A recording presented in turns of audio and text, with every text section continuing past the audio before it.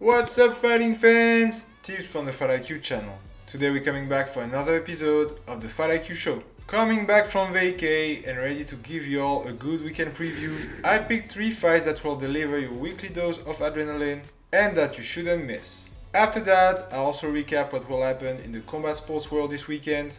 So let's get ready to rumble! On my menu, there will be the PFL 9 in Washington DC on Friday 23rd, LFA 190 in Commerce, California on Friday 23rd, KSW 97 in Tarnów, Poland on Saturday 24th, the UFC Fight Night in Las Vegas on Saturday 24th, and the Mayweather vs Gotti boxing event in Mexico City on Saturday 24th. Number 3, I picked Eduardo Chapolin Enrique vs Igor Siqueira, main event of the LFA 190 in Commerce, California on Friday 23rd. A flyweight title unification bout to start the weekend and a 100% Brazilian one. Let's start with the defending champ, Chapolin. He's 28 years old, 12-2, 9 finishes. A complete fighter with a really good striking and jiu-jitsu. Between 2019 and 2022, he had a lot of success on the Brazilian scene, with 10 wins, 8 finishes, and only 1 loss to Clayton Rodriguez, who is currently on the UFC roster. He got the attention of the LFA, making his debut in July of 2022, and losing to David Betancourt via unanimous decision, not showing what he was really capable of. In 2023, he displayed all of his qualities, beating Leandro Suarez by unanimous decision in August and taking the flyweight belt from the tough Cody Davis by TKO last November. He was supposed to fight last May for his first title defense, but he got injured. He will now have the hard task to defend his title versus Igor Siqueira. The Golden Boy, 30 years old, 10-2, 8 finishes. Also a polyvalent fighter, he got 4 KO and 4 submissions on his resume. He took a different path than his next opponent. After 5 fights and 5 wins, 3 finishes, he started to compete outside of Brazil, in Colombia and then in Mexico. 5 fights between 2019 and 2022, 4 wins and 2 finishes. LFA directly contracted him to fight for the title for his first fight in the organization.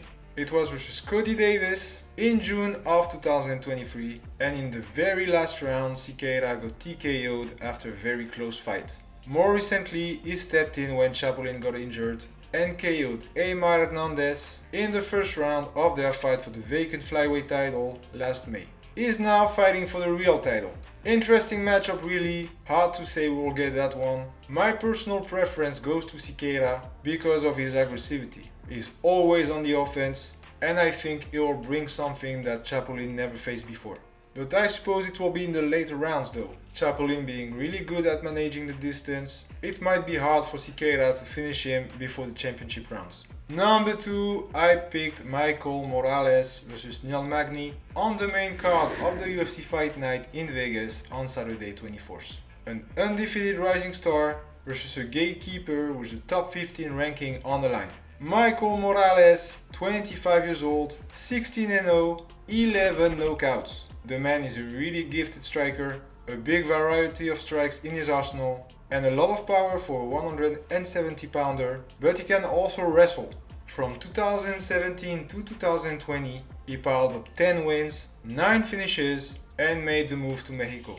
He only needed 2 rounds in his first fight at UWC 26 in April of 2021 to finish Miguel Arizmendi and get on the UFC radar. He competed at the Dana White Contender Series in September of 2021, winning via unanimous decision versus Nikolai Veretnikov and getting a UFC contract. He fought 4 times, twice in 2022 and twice in 2023, 4 wins and 2 finishes. That includes Trevin Giles, Adam Fodjet, Max Griffin and Jake Matthews last November. He will now have to show that he belongs to the top 15 welterweights in the world by facing Neil Magny. The Haitian sensation is 37 years old, 32 UFC fights, 22 wins, 8 finishes. He is there since forever. He participated at the Ultimate Fighter Season 16 back in 2012 and then joined the UFC roster the next year. He faced the best of this division He has wins over Kelvin Gastelum, Hector Lombard, Johnny Hendricks, Carlos Condit, Li Jingliang, Robbie Lawler, Jeff Neal, and has some losses versus Damian Maia, Rafael dos Anjos, Michael Chiesa, Shavkat Rakhmonov, and Gilbert Burns.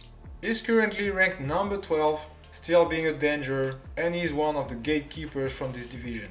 He's 3-2 in his last 5. He lost to Ian Gary a year ago via unanimous decision after being overwhelmed by the young Irish striking. But last January he TKO'd Mike Malott in the Canadian's backyard, showing he was not ready to pass the torch. Now let's look at the stylistic matchup. I think this might look a little bit like the Gary vs Magny fight. Indeed, another talented striker with Morales, with good kicks, great boxing, power and accuracy. I do think it will go to the decision though. Magny will not give up easily. I will not be surprised if he mixed things up with a bit of wrestling, even though I'm not so sure it will be so much to his advantage. But still, I think the striking of Morales, his speed and his movements will be too much to handle for Neil Magny. And number 1, I picked Jared Cannonier vs Caio Borralho, main event of the UFC Fight Night in Vegas on Saturday 24th. Number 5 versus number 12 in the middleweight division, and a huge opportunity for Borralho to make a leap in the rankings. I think it's the best fight we have this weekend between two really well-rounded mixed martial artists. Cannonier is 40 years old, 17-7, 12 finishes. Killer Gorilla is a late bloomer.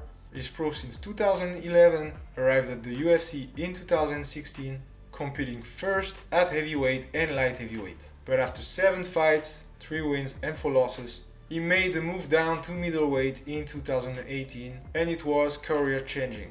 He became quick a top contender with wins over Anderson Silva, Jack Hermanson, Kelvin Gastelum, Derek Brunson, Sean Strickland and Marvin Vettori. But despite his complete skill set, his incredible physique and power, until now he failed at his ultimate goal, UFC Gold. He lost to Robert Whittaker for the number 1 contender spot in October of 2020 and lost to Israel Adesanya for the UFC title in July of 2022. Both losses were by decision, proving once again his toughness. He stayed at the top of the division and was hoping to be next in line for a title shot, but last June he lost to the up-and-comer Nasruddin Imavov. It was via TKO in the 4th round and Cannonier was pretty pissed about it. He thought it was a bad stoppage and wanted a quick turnover to stay in title discussion. And he got it, as he will now face Caio Borralho. The natural is 31 years old, impressive record of 16-1, 9 finishes. Pure product of Fighting Nerds, one of the most interesting gym in the world right now, revealing the new generation of Brazilian fighters with Carlos Prates, Jean Silva, Mauricio Ruffi and many more. Since his only loss during his second pro fight back in July of 2015, he is undefeated and on a 13th fight win streak. He got his ticket to the UFC after winning twice in 3 weeks at the Dana White Contender Series in 2021 and made his debut in April of 2022. He won versus Gaji Omar Gadziev by technical decision, completely dominating the fight but throwing an illegal blow in the last minute. Since then, he stayed really active, 5 other fights, 5 wins, going against tougher opponents every time.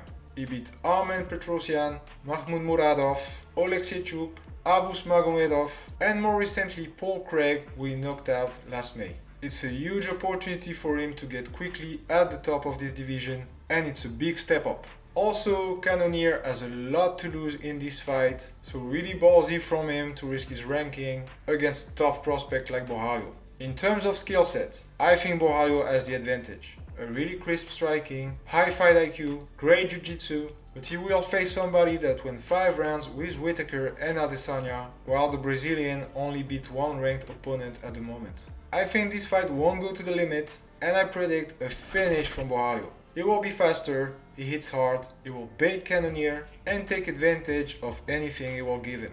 But it will happen in the later rounds, cause Cannonier is a tough cookie. There are some other fights that I want to keep an eye on. At PFL 9, there will be the semi-finals for the featherweight and welterweight tournament. They don't look so sexy to be honest, but I'll keep an eye on it. We might have some surprises and I'm looking forward to Loughnane vs Kamaka at featherweight. Also, 2 interesting prospects will make their PFL debut. Shido Boris Esperanza at lightweight is 8-1, and Maxwell John Tunana at heavyweight 5-1. At UFC Fight Night, let's shine some light on an amazing co-main event. Angela Hill vs Tabata Ricci. Angela Hill still at the highest level after all those years, maybe on the last title run, while Ricci is trying to get into the top 10 of the strawweight division.